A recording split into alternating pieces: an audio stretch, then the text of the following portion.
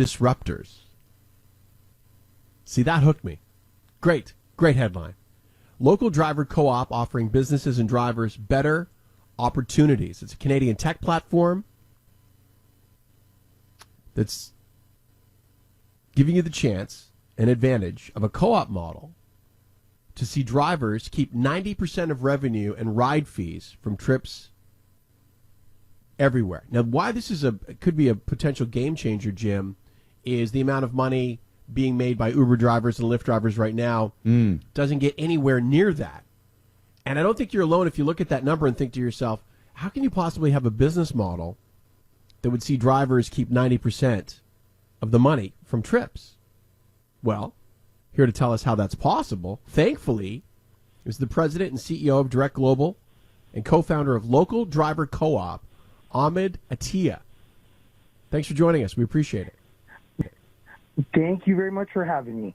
Okay, so Ahmed, what is the cut that like Uber would take right now from a driver? Because I always feel like, is it like 20% or is it more? Oh my, okay. So there's a few different, I guess, areas where Uber charges. So first of all, on the delivery portion of it, the drivers are really getting anywhere on short distances, anywhere from, call it $2 to $4 per delivery. And what they're relying on is actually the tips. That's what's really been helping them get across. And obviously with the cold winter and all of that, people tend to give a little bit more of a tip, and that's why it's still been a viable thing. But it's not something that people can really rely on, especially, as the pandemic winds down and what have you.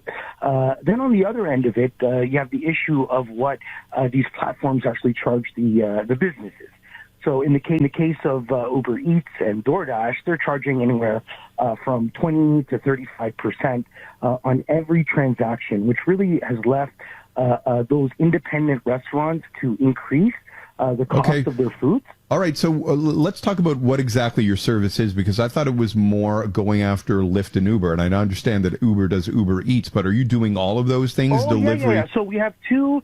Okay, so let's start off. Can I just do rapid fire with you? Sure, what is the difference between what cut you'll take from the driver for just a normal, say, taxi ride or Uber ride versus what Uber does? So on our platform, co-op platform called Fare, which is our version of Uber, the drivers get 90% of the revenue directly and own the platform. And how much do they get when they are driving for Uber?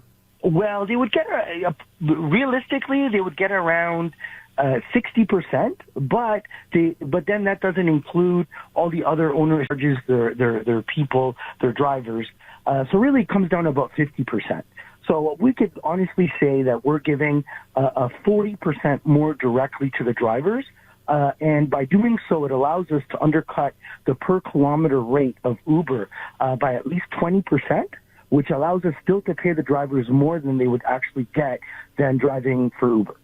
So, Ahmed, when is this rollout, or has it happened already? Well, the delivery part is already rolled out. The driver's side, we're still waiting to get a few more drivers, and hopefully with this radio piece right now, we will be able to attract more drivers. Again, because we are giving the majority of the funds directly to the drivers, it doesn't allow us to have huge budgets to do marketing and what have you. So really, in Toronto, we probably have about 1,000 registered drivers. In order for us to launch with some sort of confidence on the ride-hailing side, we need to have at least another 4,000. Okay, so if I was going from point A to point B and it cost me $10 on Uber, what is it going to cost on your platform? $8. Oh, so it's cheaper too. Yeah. Because the whole formula that we've sort of come up with is by giving the drivers 90% of the revenue, it allows us to undercut Uber on every ride by 20%. How can you afford to do this? What's the end game for you? You're still going to make money as the person who's the head of this? Well, I mean, no, it's a cooperative, so we're all making something out of this, right? So when you look at, just to give you an example, Uber, at its height was, over $150 billion company, and really that's based on 4 different centers, right? Which is Toronto, New York, LA, and Chicago. And Toronto, I don't know if you know, but we have almost 100,000 Uber registered drivers, full and part-time. Now, if you look at that evaluation and you split that evaluation and actually split it amongst those 100,000 people, it's pretty significant still. So you're talking about a $25 billion split between all of those different drivers. And that's where it's a little bit different and where we feel it's something that is needed, especially going into the age of automation right now, which I'm not sure if you're aware, but in Miami and in Las Vegas, they've already announced that the driverless vehicles will be on the road this year. So when those vehicles come out, unless we have a significant market share or actually are out there and actually have created a decent value for ourselves, this will actually allow us to finance those driverless vehicles on behalf of our members, so that when this disruption takes place, they're not going to be kicked to the curb. They're, still going to have some passive income to take care of their families and, be able to go and start another business or learn a new trade in this new landscape that we're in. Is there, and I don't want to use the word danger, but you have to think when you're playing against such massive players in this market, is there not the danger that they'll just try and gobble you up and just write a check to whatever you want? Well, I mean, at the end of the day, that's always been definitely a thought of some of our associates making it.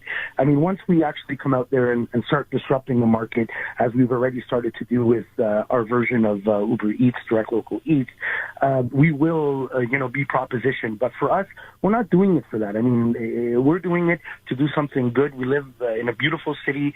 We live at the expense of, many different people around the world. And you know what? What's the deal? Why do we need to make hundreds of millions of dollars when, everybody could share millions of dollars? Your technology is comparable. Cars will be of the same sort of vintage, only allowed to be 7 years old. You've run this by the city of Toronto and the licensing people. All of that's been done? All of that has been done, and in fact, we've had 2 very warm statements from Mayor Tory. We're very thankful for that, and really everybody's just been super excited about what we're trying to do and really trying to, get us to that next step. Can you drive for both platforms? Because I know a lot of Lyft drivers. Absolutely. Lyft didn't really. Is Lyft in Toronto anymore? I don't know if it is, but no. Lyft is still in full action here in Toronto, and most of the drivers do drive for both. Although some will prefer one over the other based on their experience out there. And for us, we really don't care until we have enough rides that we're giving to our members, then, for them to drive for Uber and Lyft in the meantime, we're all for that because people have to be able to cover their expenses, right? Right. Well, okay, where can we find the app? And you're saying we can download it now, but you guys are just not going to launch. Yeah. So the ride-hailing app is called Fare.coop. You could download that, but I mean, it's kind of pointless until we actually launch that part of it. But what you can download is Direct Local Eats. And that's where we've already signed some national deals with A&W. We've actually, in a couple of our very successful pilots that we've done all over Ontario, specifically in Guelph, a lot of the main restaurants have officially dropped Uber and DoorDash and Skip the Dishes for us. And I was really excited. It really was something that put a smile on my face and showed us that, we are doing something that will disrupt Direct Local Eats. I mean, gig economy. It's nice to know that people can get to keep a lot more of that money. Ahmed, thank you very much for your time. You're very welcome, and thanks for having me. President and CEO of Direct Global and co-founder of Local Driver Co-op. That's cool. Yeah, you can feel the passion he's got for it too, huh? 100%. You really you put him through his paces. Well done, Richard. Oh man, you're like, listen, I got a lot of questions, Ahmed. So nice of you. Getting them all in. I'm back. He's just practicing for the pepper, and he's going to give you when we talk convoy.